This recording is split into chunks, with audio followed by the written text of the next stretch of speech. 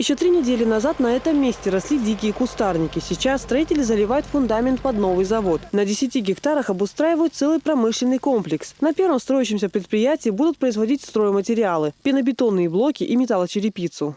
В первую очередь задача моя ангарю 46 на 14 ангарю, срочно в первую очередь. Уже шумагарду заливать еще основание. И первый этап на июль, последующий по июль, что хотели ангажировать.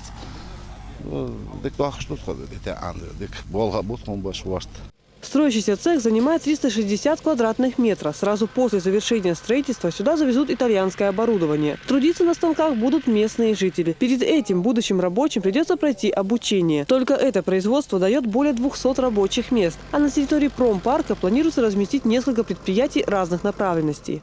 Промзону обустраивают на перекрестке 4 направлений, так что реализовывать продукцию не составит труда. Удобное расположение заинтересовало представителей как регионального, так и общероссийского рынка. Здесь уже договорились о поставке продукции.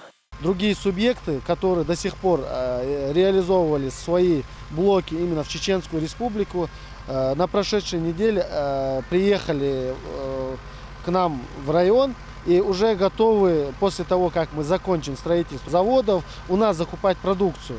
На участке есть недострой, сносить не стали. Решили обустроить на этих стенах административный отдел, комнату для молитвы и столовую. Уже на этой неделе начнут готовить площадку под второй завод. На нем будут производить и собирать светодиодные фонари. Ввести в эксплуатацию производство обещают уже в первом полугодии 2015-го. Елизавета Чепханова, Стаимир Хаджиев, Даут Куруев. Новости.